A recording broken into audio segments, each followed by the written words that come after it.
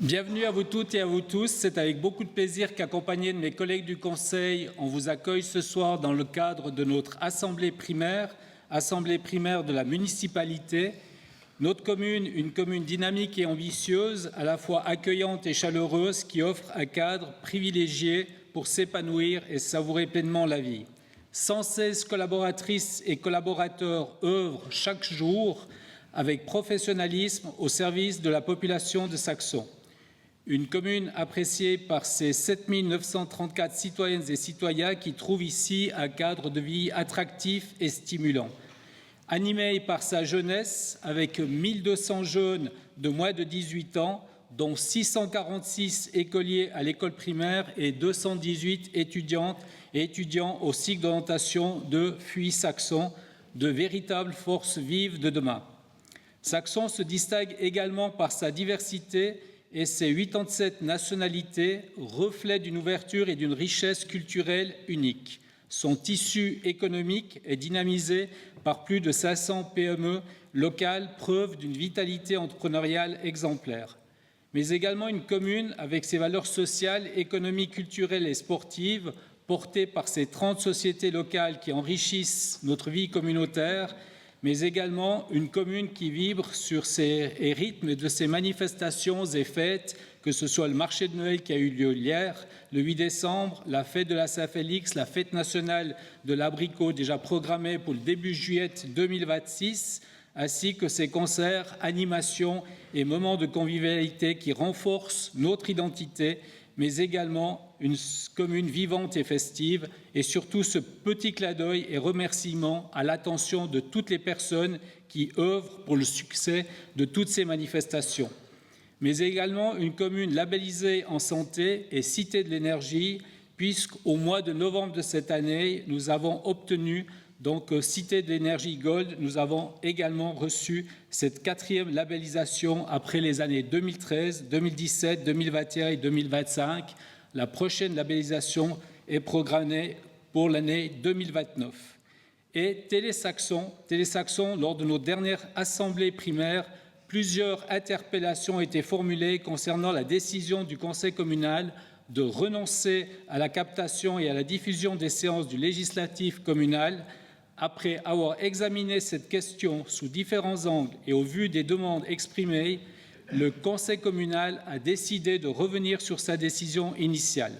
Les assemblées primaires seront à nouveau filmées et diffusées par Télésaxon, mais selon des modalités précises garantissant le respect des dispositions légales en vigueur, en particulier la loi fédérale sur la protection des données, ainsi que la loi cantonale valaisanne sur l'information du public.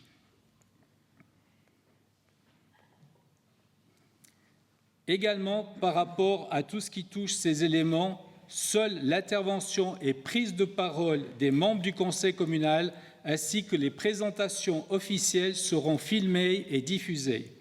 Aucune image de la salle ni des participantes et des participants à l'Assemblée ne sera réalisée. Les questions et interventions de la population seront retranscrites textuellement à l'écran, tandis que les réponses du Conseil communal feront l'objet d'une captation et d'une diffusion vidéo. Cette approche permet d'assurer la transparence de l'action publique tout en respectant la sphère privée des citoyennes et des citoyens. Je remercie sincèrement M. Steve Gillot ainsi que toutes les personnes qui leur accompagnent pour leur compréhension. Nous avons rencontré donc M. Steve Gillot qui était accompagné de Mme Patricia Vaudan pour évoquer ce nouveau profil au niveau de la captation et la diffusion de notre assemblée primaire. Au niveau de l'administration communale, le Conseil communal félicite chaleureusement M. Loïc Blardon. Sa passion pour les études supérieures et ses diplômes obtenus avec éclat témoignent de son admirable engagement. Loïc a brillamment obtenu un énième diplôme d'études supérieures, un CAS en management public acquis aux hautes écoles de gestion Arc et Uni de Neuchâtel. Sincères félicitations, Loïc.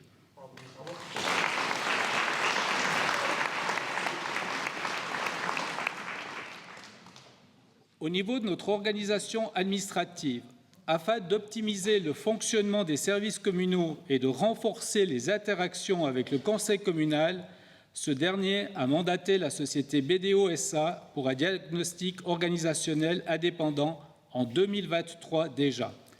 Cette analyse a permis de relever plusieurs pistes d'amélioration, notamment le renforcement du rôle stratégique du conseil communal, la révision de l'organigramme, la création de pôles de compétences thématiques et une clarification des rôles et des responsabilités.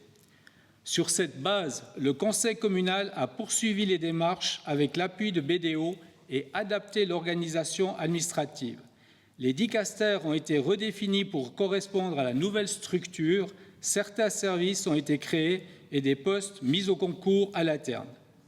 Dès août 2025, la nouvelle organisation est entrée en vigueur et les chefs de service sont, pour l'état-major, M. Loïc Blardone, la population, Mme Mercedes Fouillamo, la jeunesse et la formation, Mme Sandra Lopez Fernandez, pour le territoire, M. Bertrand Maître et le technique, M. Grégoire Jacques Metta. Le conseil communal se réjouit de cette nouvelle dynamique qui vise à mieux répondre aux enjeux stratégiques tout en renforçant l'efficacité opérationnelle de l'administration. Nous remercions chaleureusement M. Jean-Daniel Blardone pour ses 41 années de loyaux et services et lui adresse ses vœux les plus sincères pour une retraite bien méritée. Également, toutes nos félicitations à M. Jean-Daniel Blardone. Le conseil communal félicite et remercie chaleureusement ses jubilaires, Mme Katia Mayacourt, 20 années de fidélité, qui est excusée ce soir, M. Didier Tur, 30 années de fidélité. Félicitations également à eux deux.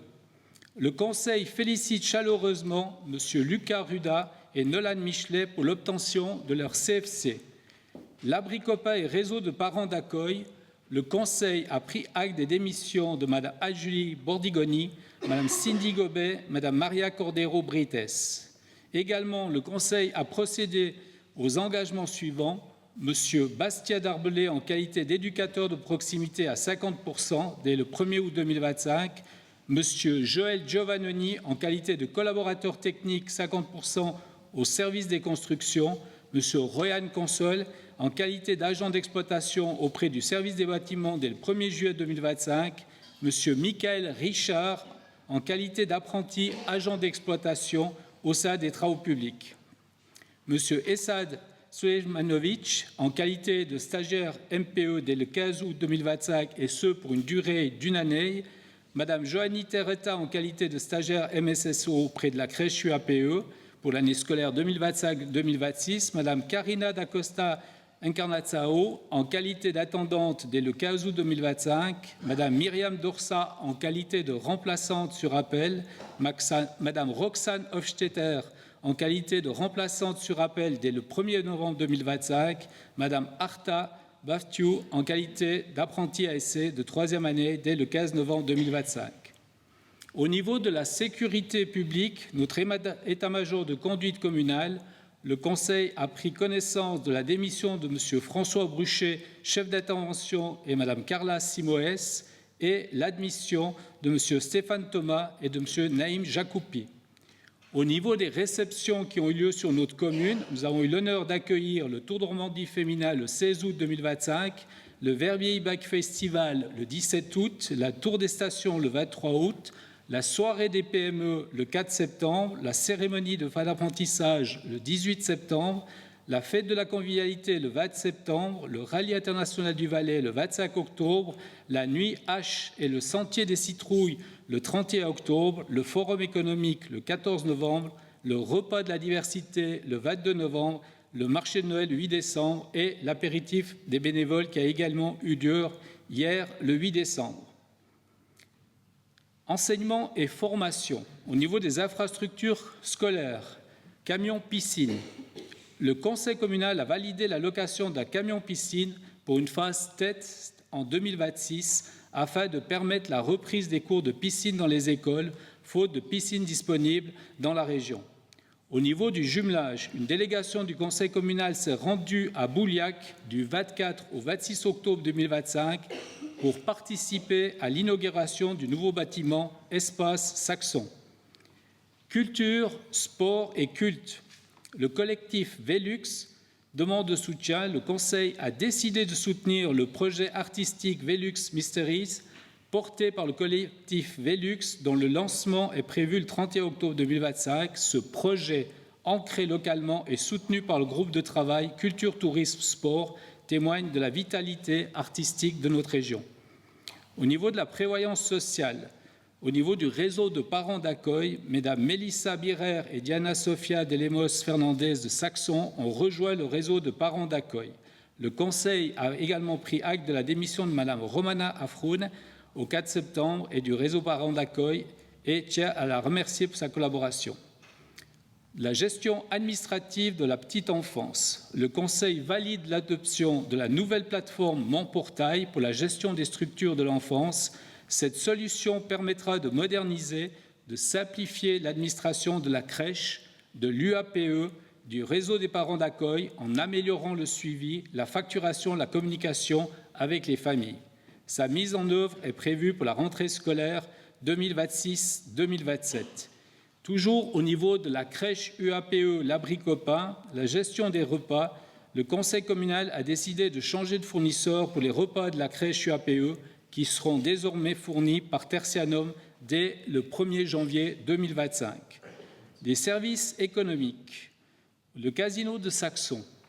Le Conseil communal a pris acte du souhait formulé par M. Halil Vardar tentant à cesser l'exploitation du casino de Saxon. Pour la suite, l'exécutif va porter réflexion sur la vision souhaitée afin de faire vivre ce lieu emblématique de notre commune. Nous remercions d'ores et déjà toutes les personnes qui œuvrent au sein d'un collectif réflexif qui sera présenté à la population en principe dans le cadre de notre prochaine assemblée primaire. Soyez-en remerciés pour votre engagement. Donc, ce sont des personnes de Saxon qui ont fait proposition de leur collaboration afin que nous puissions, avec des sociétés spécialisées, redéfinir le futur du casino de Saxon. Cité de l'énergie, comme je l'ai évoqué, donc l'European Energy Award a confirmé le renouvellement du label Cité de l'énergie. Nous avons obtenu un score excellent de 393 points donc, sur 480. Donc plus les années passent et plus là également les exigences au niveau de l'obtention de ce diplôme est aujourd'hui donc reconnu par rapport à tout ce qui touche le développement que nous faisons au niveau de l'éclairage public, mais également de toutes les ressources que nous recherchons en parallèle pour le développement encore de ce label lors de ces prochaines années. Au niveau de l'auberge de la Pleieux, le Conseil a pris acte de la résiliation du contrat de bail de Mme Eladia Balmant pour la location de l'auberge de la Pleieux au 31 décembre 2025. Actuellement, une procédure est en cours en vue d'attribuer une autorisation d'exploiter. Le futur exploitant vous sera présenté tout prochainement via nos réseaux de communication. Station de lavage et remplissage des bossettes, la commune de Saxon a finalisé la mise en place de la station de lavage et de remplissage des bossettes phytosanitaires offrant un site sécurisé pour le matériel agricole et protégeant les eaux. Martigny Région en partenariat, le Conseil a décidé de renouveler le partenariat avec Martigny Région pour une durée de 2 ans, de 2026 à 2027, et ce, afin de poursuivre la collaboration tout en se laissant le temps de définir sa vision en matière de tourisme. Voilà, mesdames et messieurs, un petit peu les faits depuis notre dernière assemblée primaire. Pour ce soir, la proposition que nous faisons, c'est donc les points qui sont à l'ordre de cette soirée. Le point numéro 1, le protocole de l'assemblée primaire du 10 juin 2025. Point numéro 2, le budget 2026. Le point numéro 3, l'approbation du budget 2026. Le point numéro 4, le plan financier 2026-2029. Et le point numéro 5, les divers. Également, ce soir, j'excuse nos 2 collègues du Conseil, messieurs Sébastien Ronner et monsieur Jimmy Evershed, qui sont retenus à l'extérieur pour des raisons professionnelles.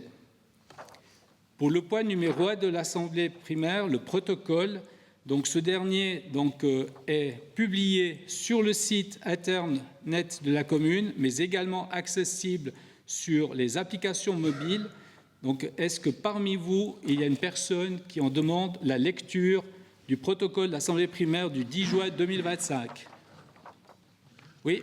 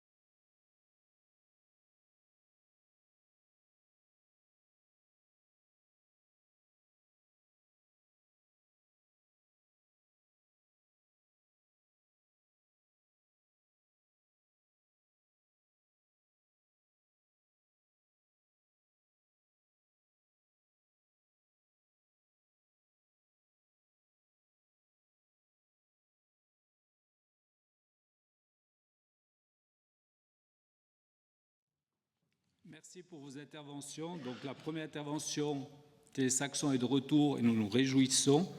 Maintenant, vous voulez vous cacher derrière vos faits et nous, comme on vous a évoqué, il y a une loi sur la protection des données qui est une loi que nous devions appliquer et ce soir, avec toutes les informations qui vous ont été transmises et la manière de faire, nous serons tout à fait en application avec la loi sur la protection des données. Le deuxième élément, par rapport à tout ce qui touche le protocole. Effectivement, il y a un protocole public et il y a un protocole qui est au sein de l'exécutif où nous avons les noms et les prénoms des personnes. Ceci aussi pour répondre à la loi sur la protection des données. Et certaines personnes ne sont pas désireuses à ce que leur nom soit publié et communiqué hors de cette assemblée primaire. C'est pour cela que nous avons en interne une vision sur les noms et les prénoms des personnes qui sont intervenues. Et si vous aimeriez avoir plus d'informations, c'est volontiers qu'à la commune, vous nous demandez un rendez-vous et qu'on vous présentera, si vous voulez voir, les noms et les prénoms des personnes qui nous ont interpellés dans le cadre de l'Assemblée primaire. Merci beaucoup. Est-ce qu'il y a d'autres questions par rapport à l'Assemblée primaire au niveau du protocole de la dernière Assemblée primaire? Si tel n'est pas le cas, je vous demanderai bien voilà, vous manifester par main levée les personnes qui approuvent ce protocole.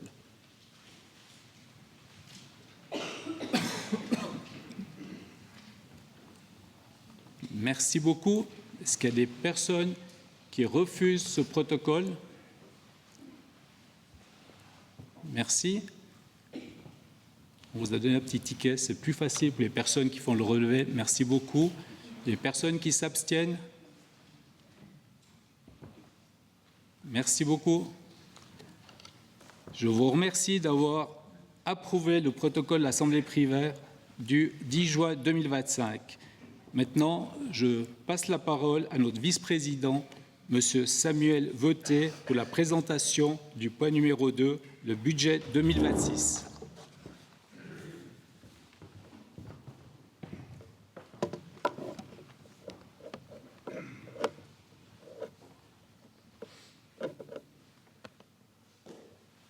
Alors bonsoir mesdames et messieurs.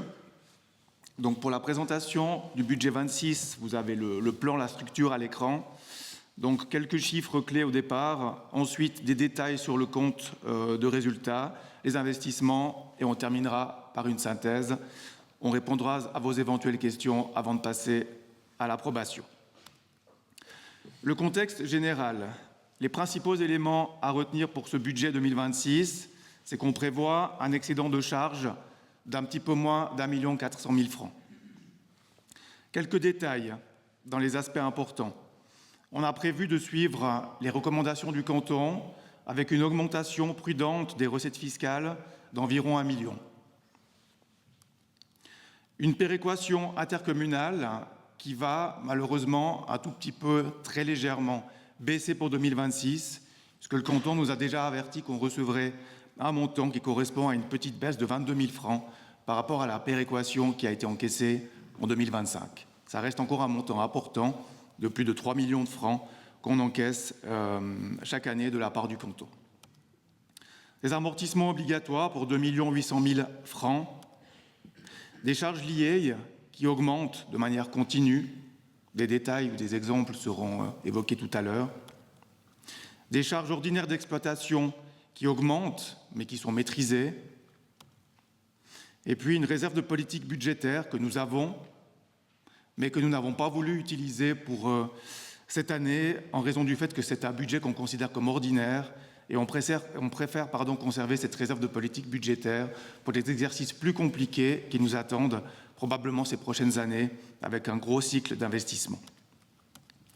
Les investissements qui seront détaillés aussi plus tard, investissements nets prévus environ 3,5 millions de francs pour l'année prochaine et une marge d'autofinancement positive de 900 000 francs. Quelques tableaux qui se ressemblent. Vous avez à chaque fois donc les comptes 2024, le budget 25 que vous avez, qu'une partie d'entre vous ont approuvé en février dernier, et le budget 26 qui vous est soumis à approbation ce soir. Donc les revenus entre le budget 25 et le budget 26, on prévoit à peu près 1,5 million d'augmentation, entre autres les impôts, des charges également qui augmentent. Donc on constate que le résultat qui est prévu est plus ou moins similaire au résultat qui vous a été présenté pour le budget 25, avec environ 70 000 francs de différence, sur un budget de plus de 30 millions. La marge d'autofinancement, donc toujours le même principe, les 3 colonnes. Donc la marge est plus faible que le budget 25, d'environ 500 000 francs, donc avec des revenus qui sont quand même supérieurs aux charges. Donc la marge, j'insiste, elle est positive, juste en dessous du 1 million de francs. Pour les investissements, donc 3,5 millions d'investissements nets. Alors c'est vrai que c'est beaucoup moins que ce qu'on avait prévu pour le budget 25, mais vous comprendrez tout à l'heure par rapport à des statistiques et des moyennes que c'est un chiffre, en fait, 3,5 millions qui correspond à ce que l'on a dépensé et investi ces 4 ou 5 dernières années en moyenne. Enfin, dernier tableau synthétique, chiffre clé, le financement. Donc 3,5 millions d'investissements nets prévus, une marge de 921 000, ce qui représente une insuffisance de financement d'environ 2 600 000 francs. Forcément, vu qu'on a prévu d'investir beaucoup moins pour 26, l'insuffisance de financement est aussi beaucoup plus faible que celle qui a été présentée en février, parce qu'elle était de plus de 5,5 millions. Un récapitulatif, donc excédent de charge 1 384 000, une insuffisance de 2,5 millions de francs et un excédent de bilan au niveau de la fortune d'environ 6,5 millions. Les indicateurs financiers MCH2, donc pour rappel, ça c'est le modèle harmonisé au niveau suisse que toutes les communes du pays doivent utiliser. C'est aussi un modèle qui est plus exigeant que l'ancien système. Il comporte plusieurs indicateurs, je ne vais pas tous vous les présenter. Vous retrouvez la configuration avec les comptes 24, le budget 25 et le budget 26 tout à droite, et les 8 indicateurs qui sont cités dans la colonne de gauche. J'en ai retenu 4 qui méritent une petite attention. Le premier, c'est le taux d'endettement. Alors, c'est un chiffre qui paraît un petit peu bizarre, hein. C'est un calcul qui prévoit tout bêtement le temps qu'il faudrait pour rembourser nos dettes par rapport aux revenus qu'on a. Donc, avec un petit peu plus que 100% prévu au budget 26, les critères cantonaux, enfin les critères du modèle harmonisé MCH2, nous placent dans une échelle suffisante. Donc, ce n'est pas du tout alarmant. Ça veut dire qu'il faut le surveiller. Le degré d'autofinancement un petit peu plus élevé que le budget 25, c'est aussi un degré d'autofinancement qu'il faut surveiller. Ça veut dire, pour le formuler très simplement, que le budget prévoit qu'à peu près un quart des investissements, on arrive à les financer avec nos propres moyens, et le solde devrait être financé par des ressources externes. La dette nette par habitant, elle augmenterait légèrement. On resterait par contre au niveau des standards avec une dette considérée comme moyenne. Et enfin, le taux d'autofinancement, c'est lorsqu'on enlève encore toutes les charges. Là, c'est aussi, comme pour le budget 25, un rapport qui est mauvais. Donc, on doit essayer de l'améliorer. Ce n'est pas catastrophique non plus, mais compte tenu des conditions de notre commune, forte croissance démographique, des charges qui augmentent, il n'y a rien de très surprenant d'avoir un taux très bas au niveau de l'autofinancement. Le compte de résultat, donc les détails par secteur, hein, ou par domaine ou par dicaster. Donc on retrouve au fond à droite l'excédent de charge de 1 384 000. Là, vous avez un tableau, alors il y a beaucoup de chiffres, je ne vais pas tous vous les présenter en détail, mais le principe est simple. Par secteur, vous avez une comparaison, enfin un comparatif des charges budget 25, budget 26. Vous avez ensuite un comparatif des revenus budget 25, budget 26, les écarts pour les revenus. Et finalement, la colonne qui est la plus intéressante, c'est la dernière à droite avec les écarts définitifs entre le budget 25 et le budget 26. Donc si le montant tout à droite, il est vert dans une cellule verte, ça veut dire que l'évolution, elle est favorable par rapport au budget présenté en février. Soit des charges qui baissent, soit des revenus qui augmentent. Et inversement, si la cellule est rose avec un chiffre en rose gras. Donc au final, les écarts dans les charges défavorable, 1 600 000 francs de plus pour le budget 26. Par contre, un écart positif avantageux pour les revenus d'1 500 000. C'est ce qui nous donne le chiffre que j'ai déjà cité tout à l'heure, un écart de 70 000 francs environ entre le budget 25 et le budget 26. On peut décomposer les différentes charges pour le budget 26 de manière spécifique. C'est la colonne qui est encadrée en rouge. Alors, c'est difficile d'établir des conclusions significatives, mais on peut voir que forcément, certains secteurs représentent des charges plus importantes que d'autres, notamment la prévoyance sociale, la formation. On investit pour notre jeunesse, hein, qu'on doit former, qu'on doit encadrer. Donc, ça représente des montants qui ne sont pas du tout négligeables. 16,8 pour la prévoyance sociale, presque 20% pour la formation. Après le reste, voilà, c'est réparti de manière avec des chiffres un petit peu plus faibles. On peut aussi s'intéresser et décomposer les charges par rapport à des répartitions, des affectations. Exemple, les charges de personnel, 22%, les différents biens et services qu'on met à disposition de la population, ou enfin les charges de transfert. Donc ça, c'est entre autres toutes les charges liées, hein, sur lesquelles on a une emprise qui est extrêmement faible. Si vous faites la somme de ces trois chiffres, vous êtes déjà à plus de 80% des charges annuelles. Même exercice pour les revenus, mais là, sans surprise, c'est le secteur des finances et des impôts qui représente 2/3 hein, de ce qu'on encaisse.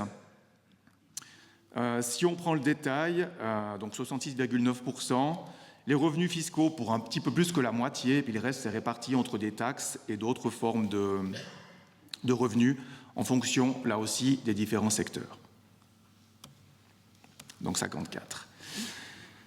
Les impôts, les revenus fiscaux. Alors, c'est un graphique qui est intéressant parce qu'il montre pour les... Alors, on n'a pas les 5 dernières années parce que l'année 25, elle n'est pas encore terminée. Donc, on ne va pas se projeter. Mais si on prend la situation entre 21 et 24, ce qu'on remarque, c'est que les revenus fiscaux augmentent d'année en année. avec un écart plus important entre 23 et 24, mais j'avais expliqué ça à l'Assemblée primaire du mois de juin. On a entre autres eu un produit extraordinaire par un rétroactif du canton, l'impôt à la source, donc c'est un écart qui n'est pas représentatif et qu'on ne peut pas considérer comme acquis pour ces prochaines années. Mais globalement, donc 1 million, 1,5 million, parfois un petit peu plus d'augmentation des revenus fiscaux par année. Pour le budget 26, donc la barre en vert, c'est un budget prudent, mais je répète, on suit vraiment ici ce que le canton nous recommande. On parle de prudence parce que l'année prochaine, donc à partir du 1er janvier, il y a un certain nombre de réformes qui vont être introduites en Valais, notamment avec des déductions qui seront plus importantes pour certains contribuables. Et ce n'est pas facile d'estimer l'impact que ça va avoir sur les recettes. Donc on préfère ici faire preuve de prudence, quitte à avoir des bonnes surprises dans les comptes qui suivront. Pour expliquer les principaux écarts entre le budget 25 et le budget 26, vous avez ici quelques explications qui sont plus précises, avec à chaque fois donc, le domaine ou le secteur, et puis à droite le montant. Donc avec toujours le même principe, toutes les lignes sont des charges plus élevées que le budget 25, hormis la dernière qui est en vert, parce qu'on prévoit, comme je l'ai dit aussi, une augmentation des impôts pour les personnes physiques. Alors je précise que cette augmentation pour les impôts, ce n'est pas dû à une volonté d'augmenter les impôts, c'est juste une estimation par rapport à l'augmentation de la population qu'on prévoit de manière continue sur les bases des années précédentes. Donc école enfantine et primaire, le cycle d'orientation, on est déjà à 470 000 francs d'augmentation. Ça, c'est principalement dû donc, aux augmentations d'effectifs, avec un coût par élève. Donc forcément, la facture, elle augmente. Pour la police locale, donc la police intercommunale, une adaptation aussi des effectifs. Les prestations aux familles, ça concerne notamment le réseau de parents d'accueil, les infrastructures de la petite enfance, donc l'abri copain, UAPE et la crèche. L'aide sociale, ça c'est un secteur où on n'a aucune marge de manœuvre. C'est une facture qu'on reçoit de la part du canton, donc plus de 100 000 francs d'augmentation. Le service de curatelle, les prestations complémentaires, les écoles spécialisées et donc le dernier chiffre en vert pour la question des impôts. Les comptes à financement spéciaux, alors ça c'est un cas un petit peu particulier. Je profite de l'occasion pour rappeler que pour ces comptes-là, on est censé les autofinancer intégralement.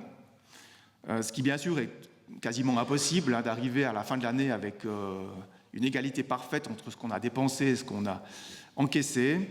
Donc on établit toujours un budget en estimant un résultat. Vous remarquez que pour les 4 comptes à financement spéciaux, donc l'eau potable, les eaux usées, la gestion des déchets et l'irrigation, on prévoit 4 fois un résultat négatif. Ça voudrait donc dire qu'en théorie, si ces résultats se confirment, on devrait prélever dans la réserve de chaque compte à financement spécial le montant du résultat déficitaire. Par contre, en cas de bonne surprise, donc un résultat bénéficiaire, là, on alimenterait le fonds de réserve. Donc, eau potable et eau usée, on a des fonds de réserve qu'on peut utiliser pour éponger un éventuel résultat négatif. Gestion des déchets et irrigation, c'est un petit peu plus tendu. Donc, on verra quand on présentera les comptes 2025 l'été prochain, quel sera l'état de la situation. On passe aux investissements. Donc, investissement 3,5 millions, avec des secteurs où, évidemment, on a prévu de dépenser plus que d'autres, en fonction des thématiques, des priorités. Il y a aussi un côté très cyclique avec ces investissements. En début de présentation, j'ai parlé d'une moyenne. Alors, ça, c'est un graphique qui compare les investissements nets. Donc, investissement net, cela veut dire ce qu'on a vraiment réalisé. C'est le delta entre ce qu'on a... Voilà, l'investissement brut, ça veut dire ce qu'on a prévu de dépenser et d'éventuelles déductions, des subventions qu'on peut recevoir, donc des recettes d'investissement. Et la différence entre les deux correspond aux investissements nets. Donc, il y a eu un peu plus en 2022, mais si on fait la moyenne 21-24, on est à 3 234 172 francs d'investissement net réalisé. Donc, on voit qu'avec l'objectif qu'on s'est fixé pour 26, un objectif qui est raisonnable, 3,5 millions, on se situe très proche, légèrement au-dessus de la moyenne 2021-2024. En sachant qu'on s'achemine vers des exercices avec des investissements beaucoup plus conséquents. Donc, on doit investir parce qu'il y a des infrastructures qu'on doit adapter, il y a des choses qu'on doit faire, c'est une évidence, mais on essaye vraiment de prioriser pour ne pas nous retrouver confrontés à des problématiques avant ce cycle important d'investissement. Là aussi, quelques explications pour comprendre ces 3 millions et quelques d'investissements nets. Donc la finalisation du parking de la Floresca pour 26, donc c'est la deuxième étape. La création d'un arrêt de bus sur la route cantonale dans la région, donc Carrefour Route des Oies, ça veut dire à proximité du restaurant de la Gondola. Il y aura un autre arrêt de bus qui sera construit à côté de la place qui est derrière moi, donc parking Floresca. Une installation de microturbinage au réservoir du Peusseau, donc sur les hauts de la commune. L'amélioration des réseaux, donc eau potable, eau usée, c'est simple. Hein. Dès qu'on refait une route, on profite de changer les conduites, donc ça représente aussi des coûts qui sont assez importants. Là, c'est plus que 750 000 francs. Le petit chemin qui va être rénové et complètement refait l'année prochaine, 3/4 million.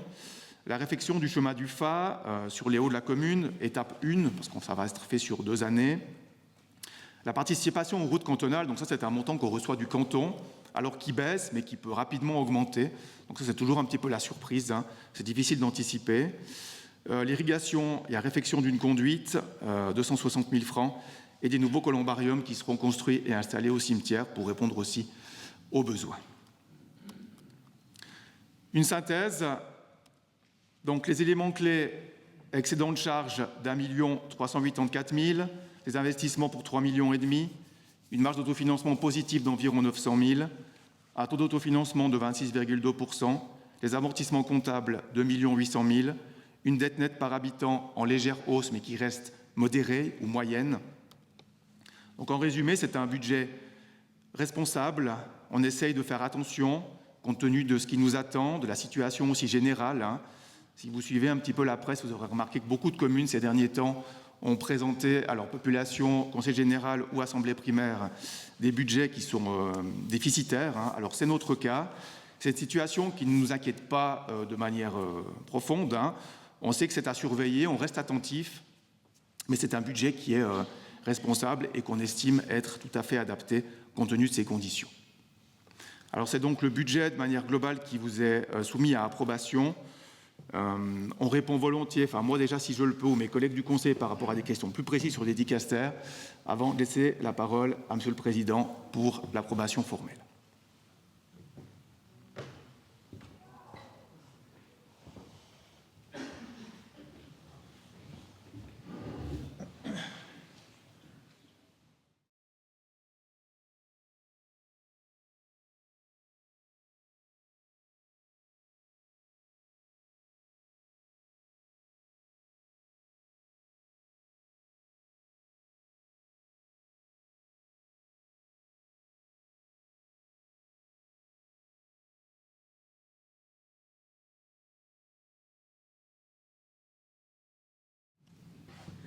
Alors le projet il a été abandonné. Donc vous parlez de la partie située à l'arrière, hein, tous les territoires donc au sud, enfin les terrains qui sont au sud du casino. Ça a abandonné parce qu'on a actuellement d'autres réflexions pour en fait cette zone, notamment en termes d'infrastructures publiques. On pourra peut-être vous en parler dans les divers. Hein. C'est un projet qui est actuellement en cours de réflexion. Et donc le projet auquel vous faites référence, il est abandonné.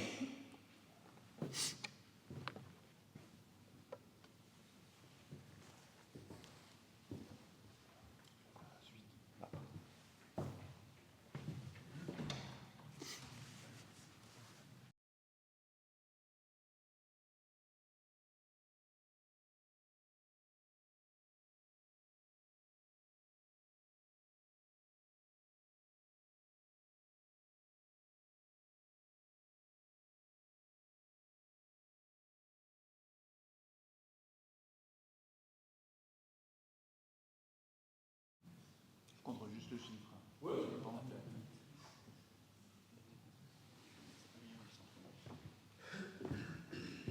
1 803 000.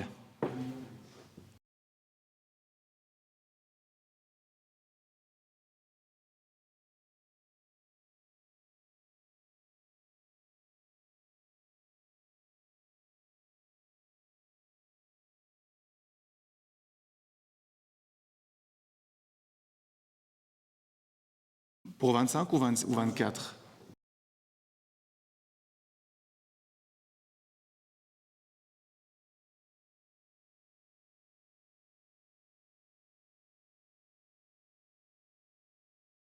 Non, c'est principalement, vous me corrigez, hein, mais des choses nouvelles.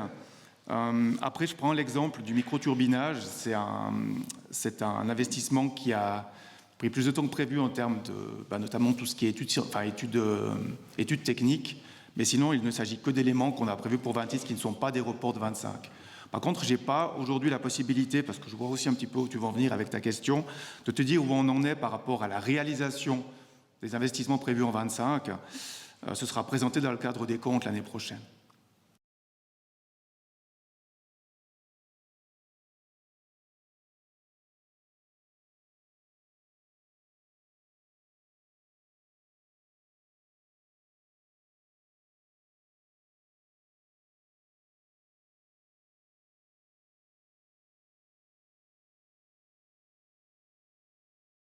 Alors, si ce que je propose, c'est qu'on revienne peut-être sur le point infrastructure dans les divers, parce qu'effectivement, il n'y a pas un montant qui est prévu au budget 26, il y a un montant qui est prévu par contre pour une étude, c'est-à-dire un concours d'architecture.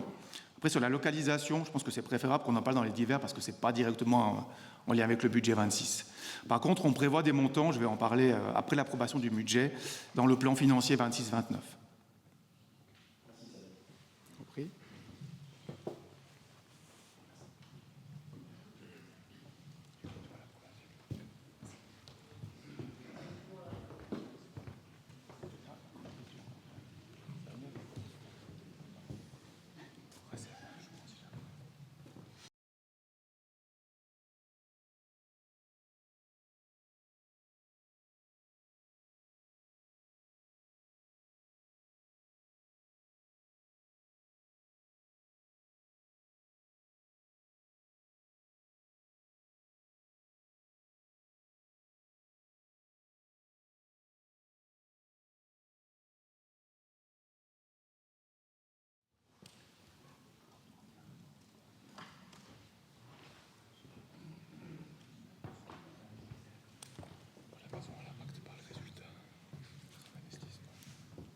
Je vous remercie pour la question. Donc, la maison que vous parlez, c'est la maison de Lévigoy?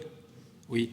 Alors, cette maison, donc, nous avons pris l'opportunité de faire l'acquisition de cette maison de Lévigoy pour ce montant de 810 000 francs, effectivement, puisqu'elle nous permet, par rapport au futur, donc les réflexions qu'il y a au sein du Conseil par rapport à tout le secteur du Pérosé.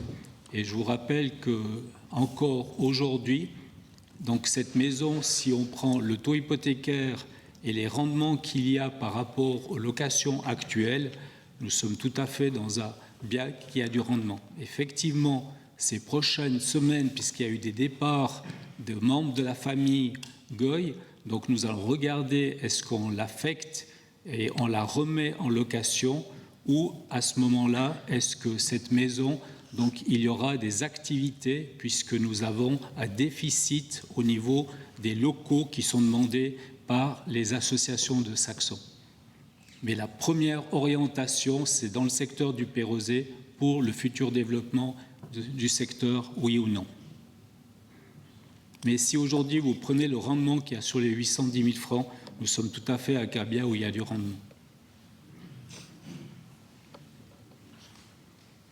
Autre question, monsieur? Oui.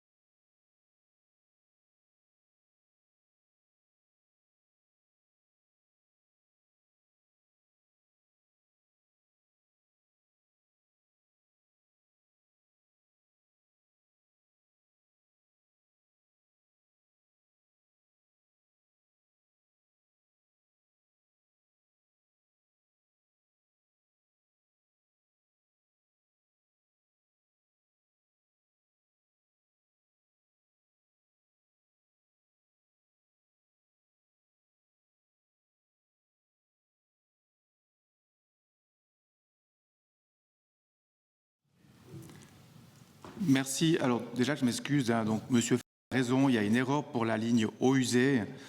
Donc, c'est un résultat qui devrait figurer en vert. Ça veut dire qu'il y aurait une attribution au fonds de réserve et non pas un prélèvement. Ensuite, pour le deuxième élément, sauf erreur, j'avais évoqué ce sujet au mois de juin.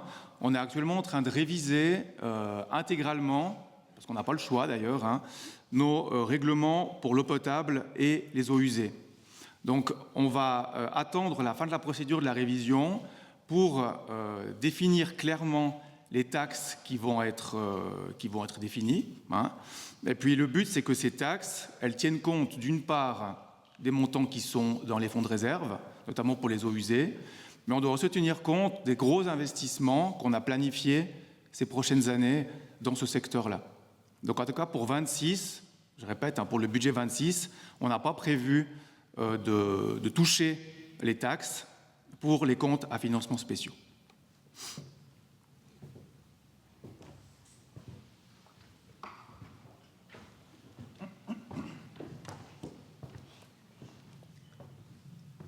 Est-ce qu'il y a d'autres questions? Oui.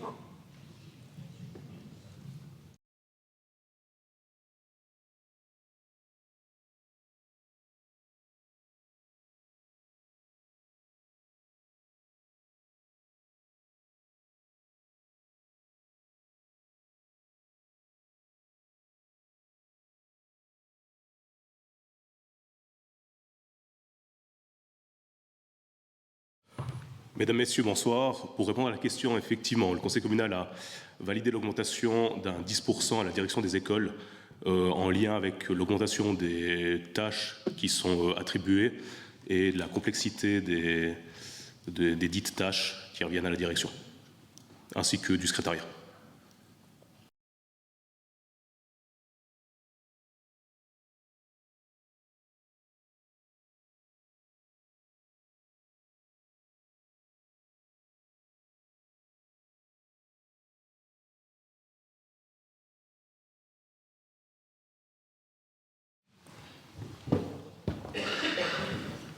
Je n'ai pas bien vu d'où provenait la question. Voilà, là. Alors, l'augmentation à laquelle vous faites référence pour les membres de l'exécutif, elle n'est pas nouvelle, parce qu'elle a déjà été approuvée dans le cadre du budget 25 en février. L'augmentation, c'est plutôt une adaptation. On a fait tout un exercice d'analyse durant l'ancienne législature. Le but, c'était de déterminer un taux pour chaque membre du conseil communal avec un salaire, donc un revenu en fait fixe par mois. On s'est basé sur des communes qui ont une taille plus ou moins similaire à la nôtre pour adapter les montants qui ne l'avaient pas été depuis un certain temps. Mais ça a déjà été approuvé pour le budget 25, donc ce n'est pas une nouveauté pour le budget 26.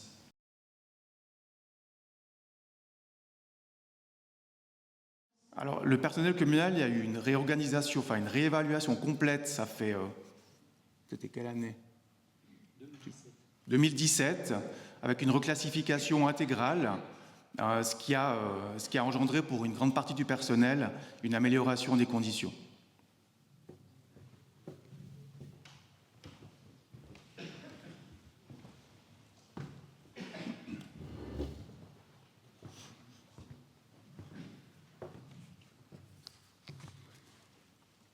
Comme la question elle est ciblée, je me permets d'y répondre. Donc, au niveau des salaires, puisque dans la dernière campagne électorale, il y avait des remarques concernant mon salaire de président de commune. Alors, à savoir que mon salaire avait été déterminé par mon prédécesseur et ce salaire correspondait aux 80% du secrétaire communal. Donc ça, pour les dernières périodes législatives. À partir de cette année, avec la nouvelle organisation que nous avons travaillé avec BDO, mon taux d'activité donc a été réévalué et baissé de 80% à 70%. Ce que veut dire, c'est que mon salaire de cette année, donc, il a été réajusté à un taux de 70% au lieu de 80%. Et le deuxième élément qui a été également décidé au sein du Conseil, c'est que toutes les honoraires que j'avais jusqu'à aujourd'hui en qualité de membre des différents conseils d'administration conseil de gestion et conseil de fondation, à partir de l'année 2025, ces montants reviennent directement à la commune.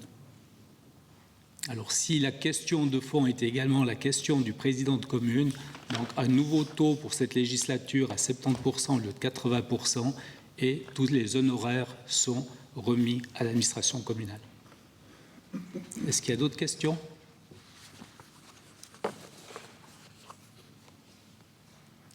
Si ce n'est pas le cas, je vous remercie pour votre participation et toutes vos réflexions et questions. Nous allons passer au point numéro 3, l'approbation du budget 2026.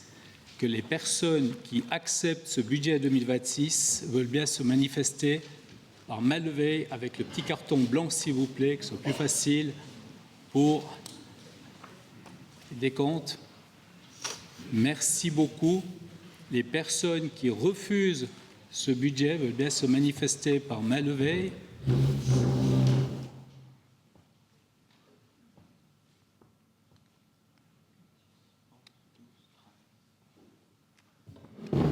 Merci. Les personnes qui acceptent, qui s'abstiennent, veulent bien se manifester par main levée.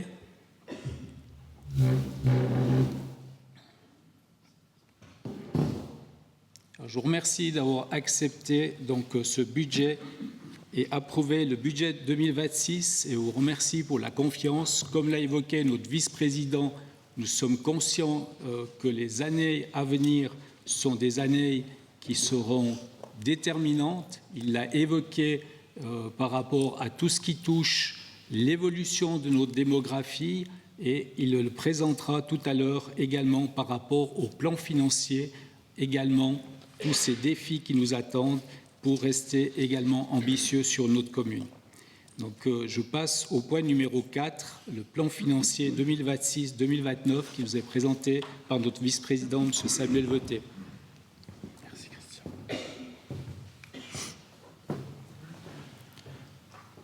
Donc là, on parle d'estimation, d'approximation pour les 4 prochaines années.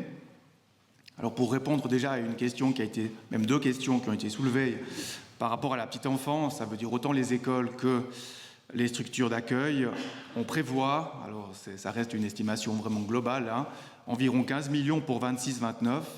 Alors la totalité, ce sera certainement beaucoup plus, mais on ne pourra pas tout construire en même temps, en sachant que les procédures prennent du temps.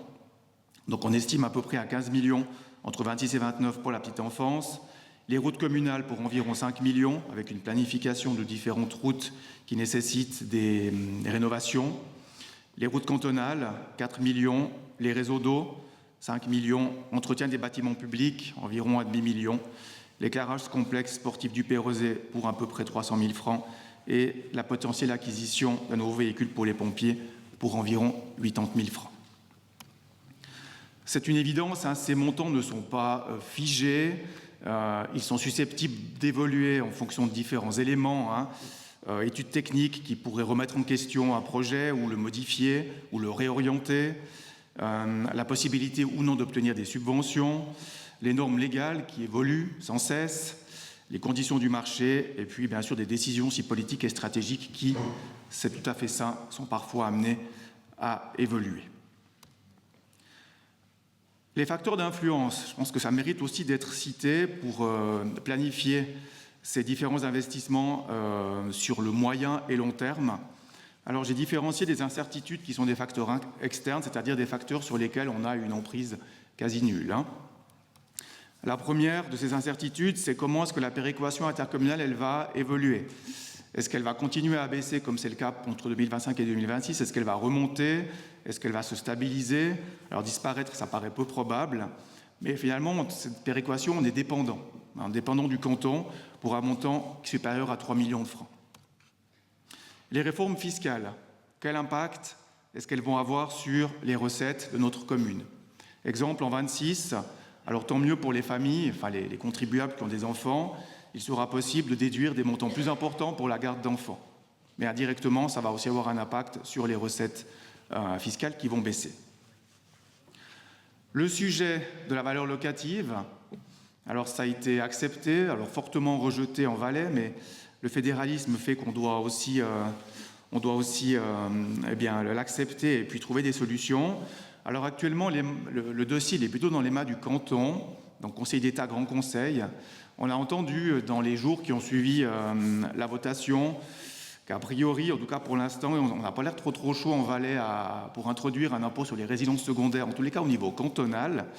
Alors on verra les décisions qui seront prises au niveau du canton, mais on a aussi entendu, pour l'instant ça reste des rumeurs ou des bruits de couloir, qu'il y aurait peut-être une option pour laisser l'autonomie aux communes, dans le sens où les communes auraient la possibilité de choisir si elles souhaitent ou non introduire un impôt communal sur les résidences secondaires. Alors c'est le grand point d'interrogation. C'est clair qu'on communiquera le jour où on aura des chiffres. Pour l'instant, ce n'est pas possible, mais impact, il y aura sur les recettes fiscales.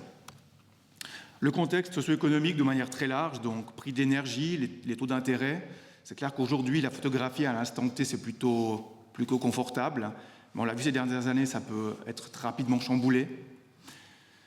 Et puis les charges liées qui sont en constante augmentation. Les défis, c'est vraiment les priorités pour l'exécutif au niveau stratégique, c'est d'essayer de maintenir des prestations de qualité, de les améliorer avec les moyens qui sont à notre disposition, dans un contexte où on doit quand même avoir bien en tête qu'il y a une croissance démographique qui est tout sauf négligeable. Et je pense qu'un graphique où 2 chiffres sont très parlants. Entre 2010 et 2024, donc 14 années, notre population à Saxon, elle a augmenté de 63%. Ce sont des chiffres qui sont tirés de l'Office fédéral de la statistique, qui sont publics. Si vous faites le classement, pour les 122 communes valaisannes pour la même période, on est sur le podium et on est en première place. Donc on est la commune en Valais, et vous pouvez vérifier ces chiffres, la commune en Valais avec le pourcentage le plus élevé de croissance démographique en 14 ans. Alors quand on parle de pression, de croissance et d'effet ou d'impact, c'est pas négligeable et forcément on doit tenir compte de cet élément. Pour le Valais, si on fait un petit comparatif, le Valais sur la même période c'est plus 19%. En d'autres termes, notre population, elle a augmenté 3 fois plus vite dans notre village, dans notre commune, que pour l'ensemble du canton sur la période 2010-2024. Ça représente, peut-être juste pour conclure, pour Saxon, en moyenne sur 14 ans, une augmentation de 200 habitants par année. On doit aussi vraiment essayer de maintenir une capacité d'autofinancement suffisante, donc pour financer le maximum des investissements qui sont planifiés, maîtriser l'évolution des charges de fonctionnement, planifier les investissements sur plusieurs années, donc prioriser, et enfin être attentif à l'endettement, qui, je le répète pour conclure sur cet élément, reste moyen à l'heure actuelle. Je ne sais pas si cette partie sur le plan financier suscite des questions. C'est volontiers que la parole vous est donnée. Sinon, on peut les reprendre dans les divers tout à l'heure, c'est aussi une possibilité. On prend après dans les divers. Merci beaucoup, Monsieur le Vice-président. Donc, je propose que nous passions au point numéro 5, les divers. Donc, la parole, les personnes qui aimeraient s'exprimer, veuillez s'il vous plaît annoncer votre nom et votre prénom afin qu'on puisse prendre vos coordonnées pour le protocole, mais également, donc, ça nous permettra aussi d'avoir cette traçabilité que nous avons toujours eue jusqu'à ce jour au sein de l'exécutif.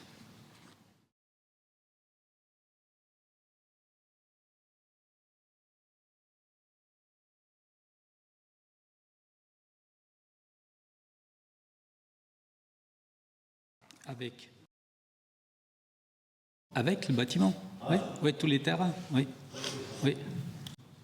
Merci.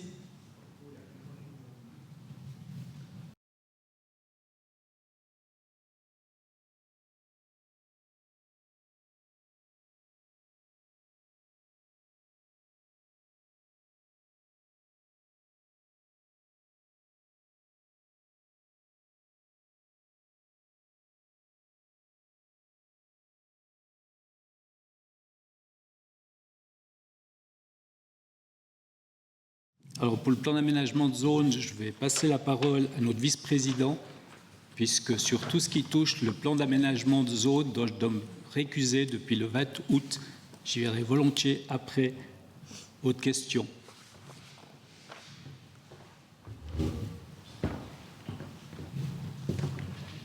Alors, M. Bollin, je n'ai pas de réponse immédiate à vous donner ce soir. On sait qu'il y a une contrainte pour nous au niveau du nord de la commune, c'est qu'on ne dispose pas de beaucoup de parcelles publiques, en tout cas moins qu'au sud des voies de chemin de fer, hein, si on prend ça comme limite. Par contre, en protocole, on note la question, on va essayer d'étudier si des possibilités peuvent exister.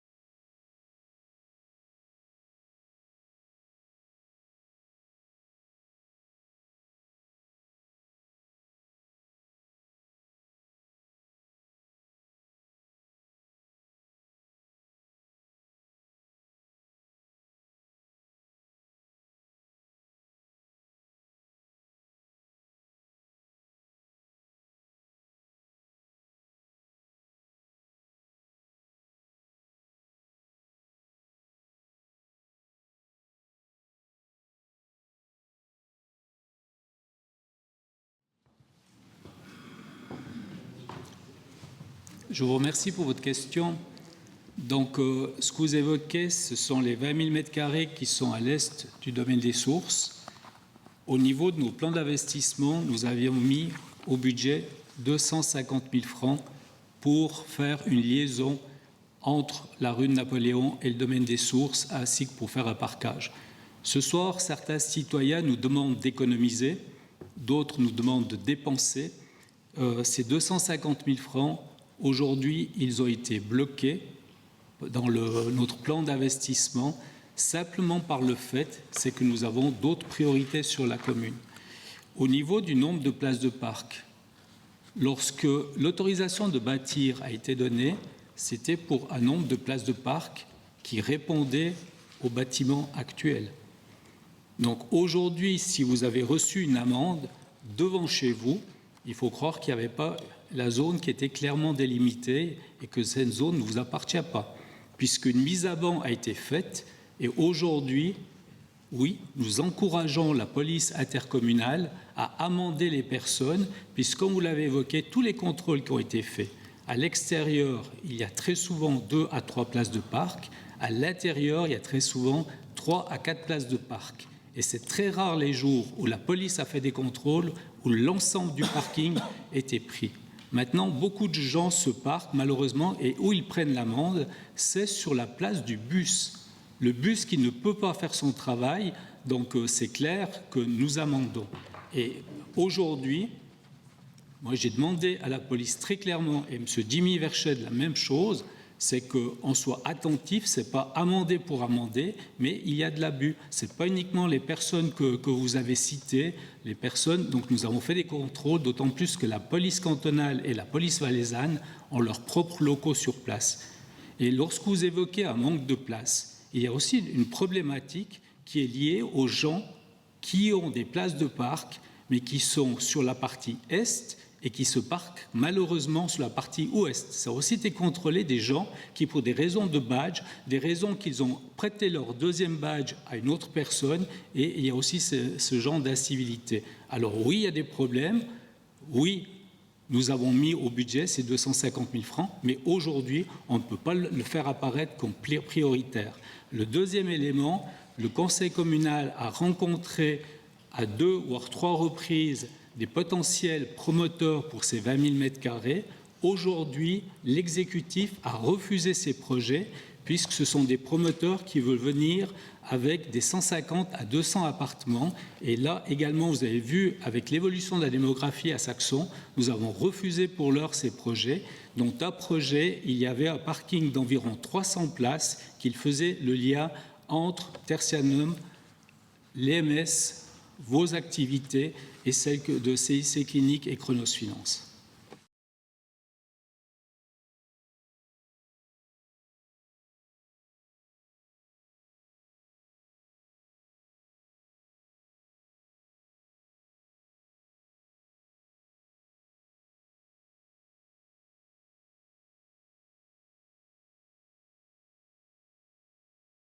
Mais si elles ne sont pas identifiées, je suis désolé.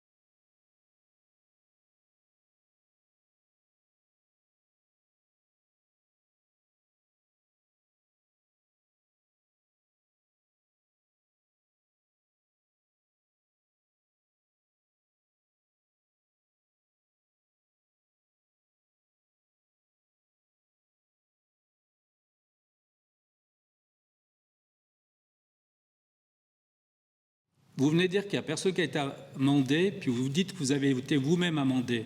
Oui. Oh, bah alors, il y a quand même quelqu'un qui a été amendé. Mais on regardera.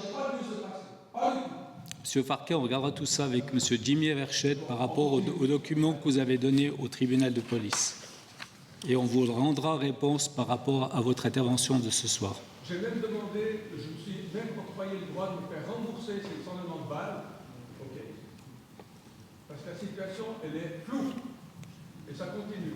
Il y a des mises à banc qui ont été faites là dans le secteur. Et puis, il n'y a pas de panneau de mise à banc devant le local, devant les places privées. Ce n'est pas la commune à poser. Mais c'est pas un lieu public, c'est un lieu privé. C'est pas la commune à mettre des panneaux de signalisation. Vient-on mettre des amendes sur un lieu privé? Parce que vous avez les mises à banc. Elle est marquée où la mise à banc? Alors venez me montrer où se trouve la mise à banc. On vous présentera donc les mises à banc qui ont été faites. Merci beaucoup. On voit que vous ne passez pas souvent dans le coin. Oui, toutes les semaines.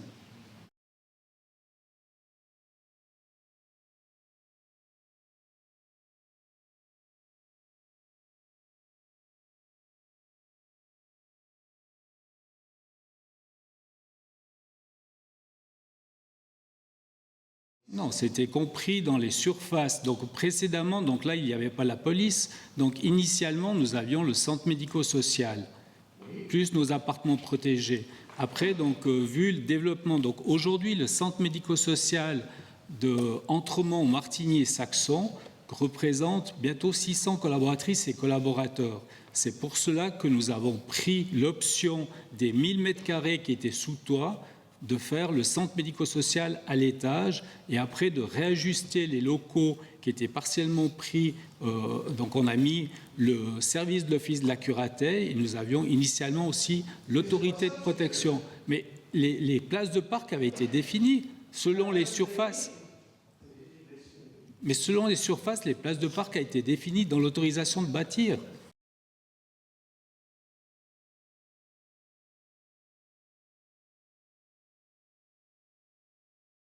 Et si c'était compris dans les places initiales.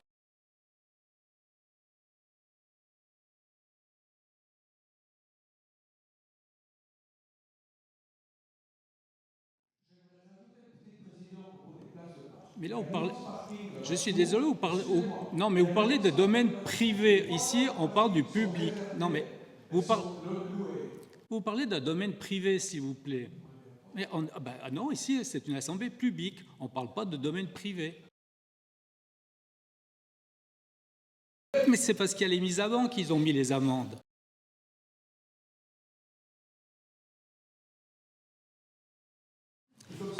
Je crois que tout le monde, et nous avons bien compris, on va contrôler tous ces éléments. Nous demanderons à notre conseiller, M. Jimmy Verchet, qui vous contacte et qui vous donne tous les documents et qui vous donne les attestations par rapport aux décisions qui ont été prises. Et vous avez évoqué, c'est le tribunal de police. Donc le tribunal de police est indépendant de l'autorité communale. Vous pouvez soupirer. Oui? D'autres questions? Vous venez pour les micros, là, s'il vous plaît? Devant, il y a des gens. Non, non, on vous donne, comme ça tout le monde vous entend bien. Merci.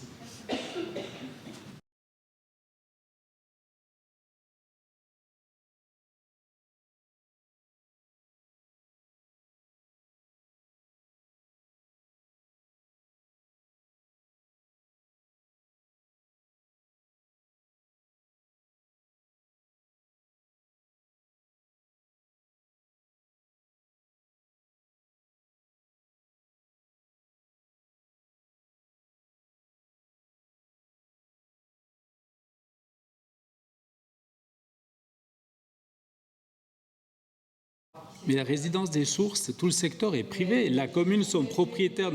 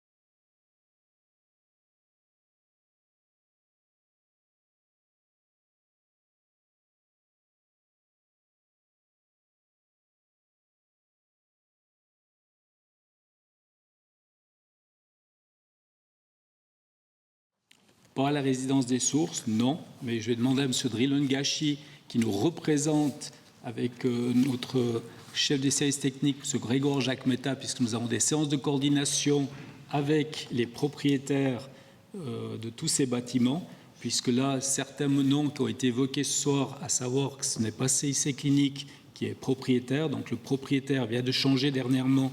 Donc pour ces bâtiments, aujourd'hui, c'est une société qui est rattachée au groupe Edmond Rothschild qui vient d'acheter donc le bâtiment de CIC Clinique. Au niveau de tout ce qui touche Tertianum, le propriétaire, c'est la société Patrimonium, et également pour le bâtiment qu'on donnait comme exemple hôtel, c'est la société Chronos Finance. Donc là, les sociétés, que ce soit Tertianum et CIC Clinique, sont des sociétés qui louent ces locaux et ces surfaces. C'est pour ça que maintenant, nous avons des séances de coordination avec notre service des bâtiments également, donc M. Bertrand Maître, pour justement coordonner tous ces bâtiments, puisque depuis l'inauguration, il y a encore toute la partie du mall central qui nous pose des problèmes. Alors, pour l'heure, on va contrôler ce qui est existant. Donc ça, je ne sais pas vous répondre par rapport à ce parc à vélo. Ce que je peux vous répondre, c'est que tout prochainement, ici même, donc sur la place Floresca, il y aura un parc pour les vélos. Et ceux qui ont vu, donc il y a également les CFF qui ont fait une mise à l'enquête puisqu'ils ont prévu de rénover tout le bâtiment des CFF. Et là également, donc, il y a des réflexions pour du parquage supplémentaire.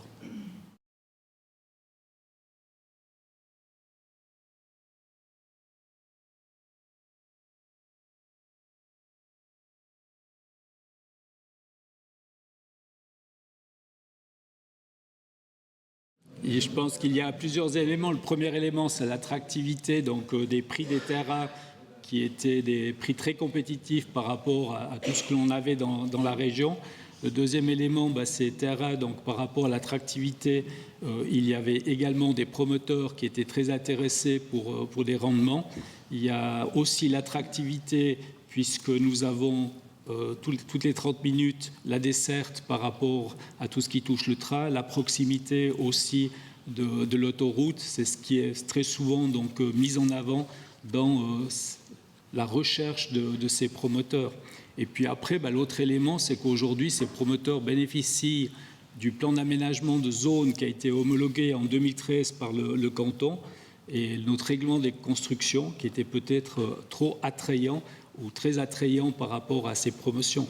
C'est pour ça que vous serez toutes et tous invités en début d'année prochaine. Mais là, je passerai la parole à notre vice-président pour donner quelques informations sur le plan d'aménagement de zone, puisqu'il y a cette question qui est en lien avec le plan d'aménagement de zone, l'attractivité des terrains et justement ce fort développement.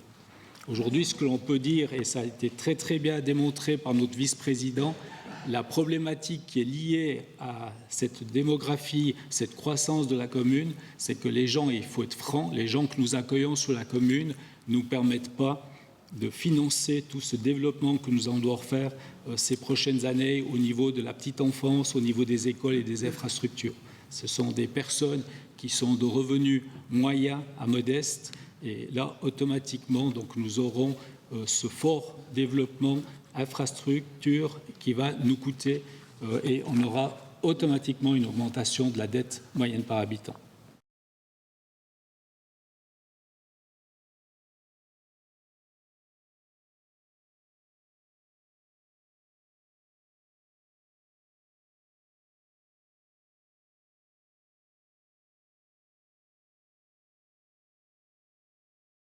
Alors aujourd'hui, ce que je peux vous dire, c'est qu'il y a plusieurs sociétés qui collaborent pour cette extension. Donc là, on parle de la résidence des sources. Hein. Non, d'un casino. Alors ça, on y vient après avec notre vice-président. Volontiers. Mais alors, je viens sur les 20 000 m². Donc effectivement, aujourd'hui, comme je l'évoquais, le conseil communal a rencontré à plusieurs reprises des promoteurs où les projets qui nous ont été présentés ont été refusés parce qu'ils venaient avec des normes, comme je l'ai évoqué, nombre d'appartements qui sont beaucoup trop importants par rapport au secteur. Les contacts que nous avons aujourd'hui sont surtout au niveau de CIC Clinique, puisque CIC Clinique, par l'intermédiaire de son CIO, M. Alain Flukiger, a du succès à Saxon. Aujourd'hui, par rapport au bloc opératoire, donc, ils ont également envisagé un développement de certaines prestations complémentaires sur Saxon, mais ils attendent avec impatience la décision qui leur sera donnée par rapport à ce qu'ils ont construit à Colombey et qui, pour l'heure, ils ne peuvent pas exploiter. Si demain, donc, ils n'ont pas d'opportunité d'exploiter Colombey, il n'est pas incertain qu'ils acceptent de nouveau d'envisager un développement sur Saxon de CIC clinique. Il y a également au niveau de la commission régionale de la santé des soins de longue durée, actuellement notre région, il y a un manque d'environ 73 appartements pour personnes âgées, donc l'accueil des personnes âgées. Donc là également, Tertianum est prêt à porter réflexion avec ses promoteurs. Donc nous aurions 2 pôles entre CIC clinique et Tertianum qui pourraient avoir un développement. Je dis bien qui pourraient avoir un développement, puisque là, ce sont quand même des investissements où, comme je l'ai évoqué, ce ne sont plus ces sociétés qui investissent dans l'immobilier, donc ce sont des fonds qui viennent, comme nous avons eu proche d'ici, avec la fondation Previous Prisma, qui a construit avec des fonds toute la partie où il y a la Migros ainsi que les 72 appartements.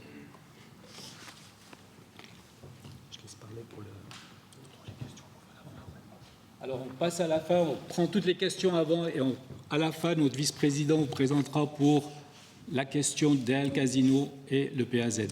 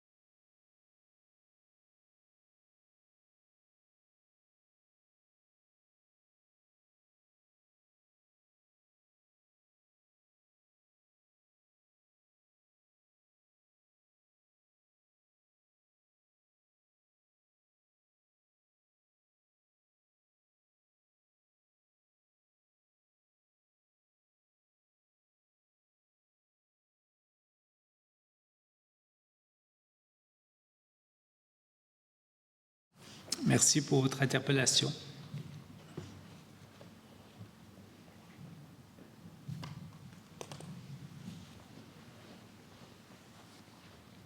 D'autres personnes ?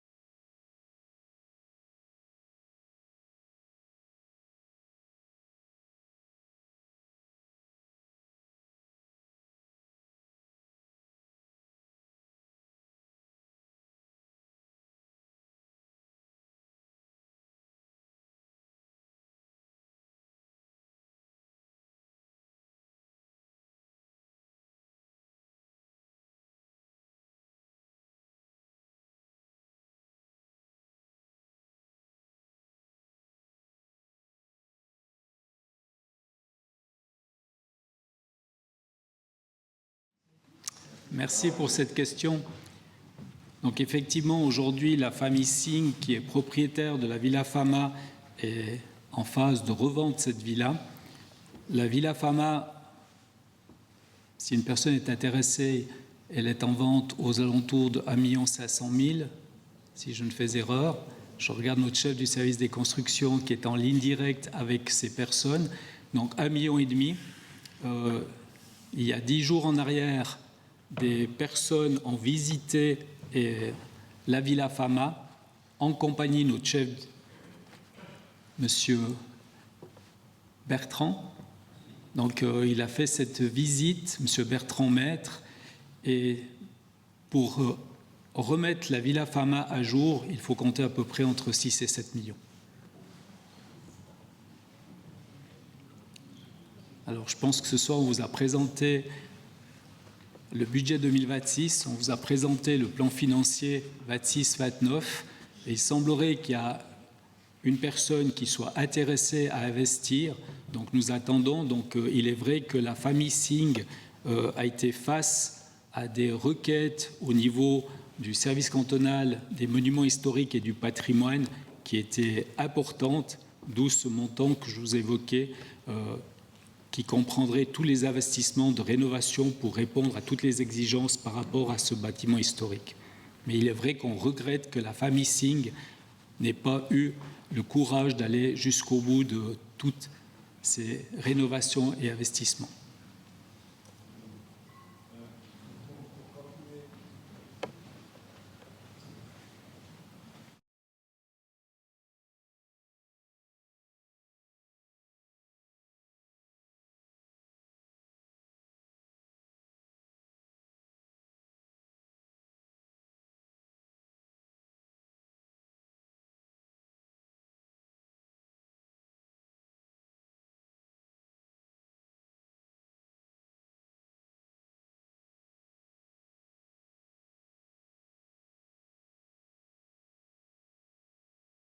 Merci, mais je vous dis la vérité.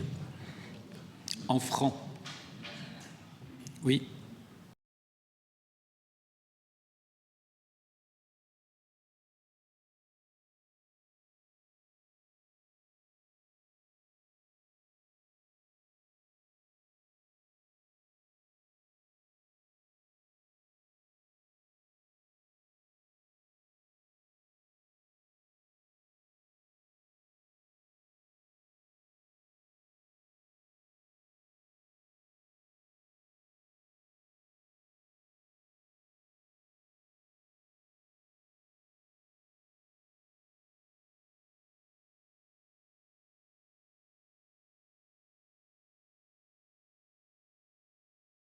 Je vous remercie pour la question. Alors, le chauffage à distance de la commune de Ried, il est sous gestion de Genedis, et aujourd'hui, ce chauffage à distance n'est pas encore rentable. Donc, il faut vraiment que les gens, après, acceptent de venir se relier sur le chauffage à distance. C'est la grande difficulté dans toutes les communes qui ont un chauffage à distance. Nous avons, sur Saxon, la chance d'avoir le chauffage à distance dit de Nestlé Waters, en collaboration donc, avec le groupe E. Donc ce chauffage à distance, aujourd'hui, il a les capacités de chauffer toute la résidence, donc domaine des sources, où il y a justement Tertianum, le docteur Farquet. Il a les capacités de fournir et d'alimenter donc les bâtiments de l'ALER, et il aura encore une capacité en rajoutant à peu près 600 kW, c'est-à-dire un conteneur supplémentaire, les 20 000 m² que nous avons à l'est du domaine des sources, plus aujourd'hui la commune. Donc là, nous avons une convention que Groupe E doit nous amener donc jusqu'à l'entrée du casino, donc le chauffage à distance. Donc aujourd'hui, au niveau de la commune de Saxon, le chauffage à distance qui est actuellement sur les terrains anciennement de Nestlé Waters, donc nous fournit les bâtiments et l'énergie pour ces bâtiments, et nous attendons maintenant de voir le futur du casino de Saxon pour faire cet investissement de raccordement au chauffage à distance, le casino de Saxon. Oui, j'ai bien précisé que ce n'est pas la commune de faire le chauffage à distance. Vous permettez avec Martigny, Alors, je passe la parole dans un premier temps à notre vice-président et puis peut-être après Arnaud s'il a encore des informations complémentaires. Pourquoi le vice-président? C'est lui qui a œuvré jusqu'à la fin de la dernière législature et qui a eu tous les contacts, qui pourra donner un premier élément. Et puis également Arnaud s'il a des compléments par rapport aux dernières discussions qu'il a eues dans le cadre de Cité de l'énergie. Alors, je profite de la question pour revenir sur plusieurs interrogations en ce qui concerne les infrastructures et la petite enfance, parce que c'est en lien aussi avec le sujet que vous soulignez. Donc, actuellement, les réflexions du Conseil ne s'orientent pas vers une construction d'infrastructures dans la région du Perrosé, mais plutôt à l'arrière du bâtiment du casino, des terrains qui ont été tout à l'heure évoqués avec le projet qui a été abandonné. Les réflexions, aujourd'hui, nous poussent dans cette direction pour toute une série d'éléments qui seront détaillés en temps voulu, mais la raison principale, c'est qu'on s'est rendu compte dans la région des Landes, donc où se trouvent actuellement toutes les infrastructures, on arrive gentiment dans un secteur qui est complètement saturé. Donc, ça paraît difficile d'aller encore construire davantage là-bas, donc on s'oriente vers un projet sur les terrains situés au sud du casino, et c'est la raison pour laquelle on a mis au budget 2026 un montant en collaboration aussi avec le canton pour un concours d'architecture. Lorsqu'on sera en mesure de vous en dire plus, avec peut-être aussi des plans, des maquettes, on organisera une séance d'information.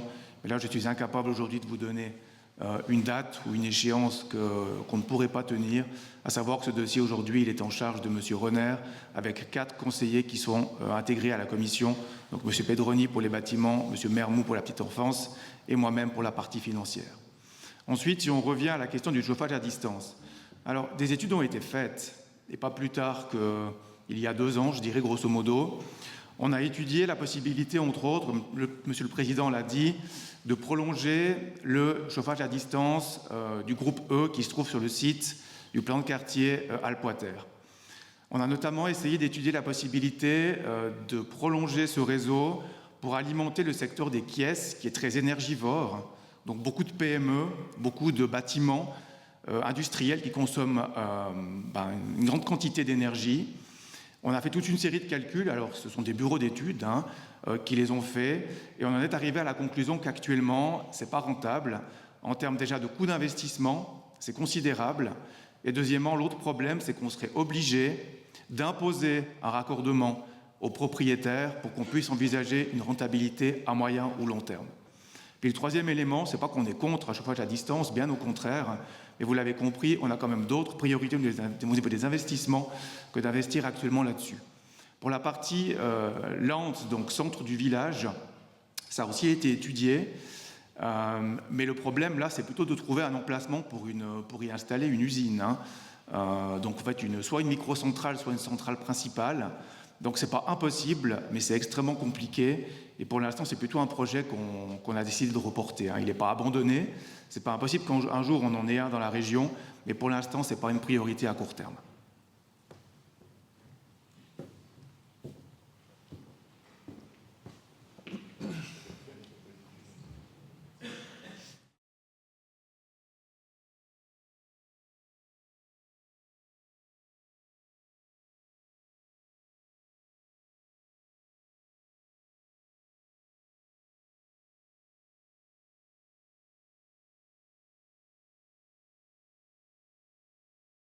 Non, parce que c'est Genedi, c'est privé. Pardon, à Saxon, c'est groupe E, c'est privé.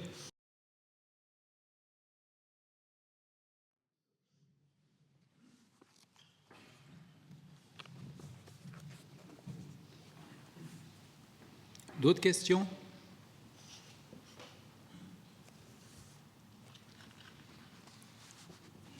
Alors, je me permets de revenir sur ma situation, puisque mes collègues du Conseil ont fait un communiqué par rapport au fait, c'est que depuis le mois d'août, je me récuse sur toutes les activités qui ont lieu en lien par rapport au plan d'aménagement de zone.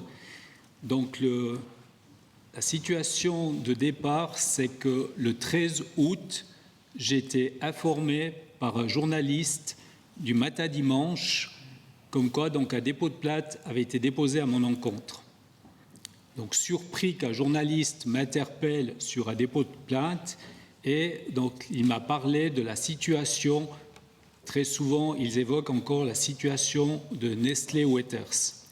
Aujourd'hui, Nestlé Waters, comme on vous l'a déjà donné comme information à de multiples reprises dans le cadre de nos assemblées primaires précédentes, cette société Nestlé Waters a vendu donc à la société Les Îles Saxons SARL de M. Paul Vouta, qui, au sein de sa société aujourd'hui, a inscrit comme gérant M. Ronald Treuillet. Donc le journaliste, le 13 août, m'informe que ce n'est pas donc, en lien avec Nestlé Waters, mais c'est en lien avec un dépôt de plainte de M. Donc, Paul Cyril Vouta. Comme je vous l'ai évoqué, donc, je n'avais reçu aucune information ni de la police, ni de la part de M. Paul Vouta de ce dépôt de plainte. Donc, nous avons directement pris contact avec notre étude conseil pour donc informer et en parallèle le même soir, donc j'ai informé tous mes collègues du conseil par email de cette situation. Le 15 août, n'ayant toujours rien reçu, donc j'ai posé la question au journaliste, est-ce qu'il allait écrire un article dans le Matin Dimanche du 17 août, chose qu'il m'a confirmée, et n'ayant aucune information sur les bases de ce dépôt de plainte, donc je lui ai dit que je ne répondrai pas donc, à ces questions. Dimanche 17 août, l'article est paru mentionnant que je faisais du chantage pour l'achat, donc l'acquisition de la source aux croix pour le franc unique, et puis qu'en parallèle, donc, le président de la commune ne voulait pas donner l'autorisation d'exploiter à la société de M. Vouta ou aux sociétés style DHL. La semaine suivante, donc séance du Conseil, le séance du Conseil donc, accorde ma récusation. Ce qui veut dire, c'est que depuis cette date, toutes les séances, toutes les activités ou correspondances sont assurées par mes collègues du Conseil et ces documents sont signés par notre vice-président, M. Samuel Veutet. En ce qui me concerne, donc, j'ai écrit au ministère public avec donc, l'entête de la commune de Saxon et également donc, en mentionnant l'article, puisque l'article précisait le président de la commune de Saxon. Donc, le ministère public m'a répondu le 20 août et comme en-tête, donc, les îles Saxons SARL contre Christian Roth & Co. Monsieur le Président, je fais suite à votre courrier du 19 août 2025. Une plainte pénale a bien été déposée à votre encontre par M. Paul Vouta et Ronald Treuillet pour la société Les Îles Saxons SARL. Le 23 juillet 2025. Toutefois, les preuves principales n'ayant pas encore été administrées et la procédure étant toujours au stade de l'investigation policière, l'accès au dossier et partant la remise de la plainte pénale n'est en l'état pas autorisée. Je ne manquerai pas de vous faire parvenir une copie de celui-ci des réceptions du rapport de police. La procureure. Donc le dépôt de plainte a été déposé, comme je l'évoquais, le 23 juillet et à l'heure actuelle, je n'ai reçu aucune convocation du ministère public ni de la police. Ce qui veut dire, c'est que si le journaliste ne m'avait pas informé, aujourd'hui encore, je ne serais pas informé de ce dépôt de plainte et je siégerai également avec mes collègues pour le plan d'aménagement de zone. Donc, c'est pour cela que toutes les questions liées au plan d'aménagement de zone et ce, jusqu'à ce que la plainte a été traitée recevable ou non recevable, ce sera donc Monsieur le vice-président Samuel Veutet, accompagné des collègues du Conseil, qui traiteront ces dossiers.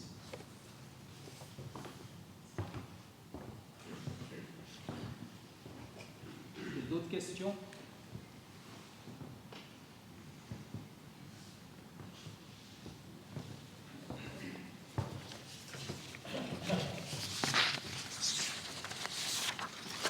Oui.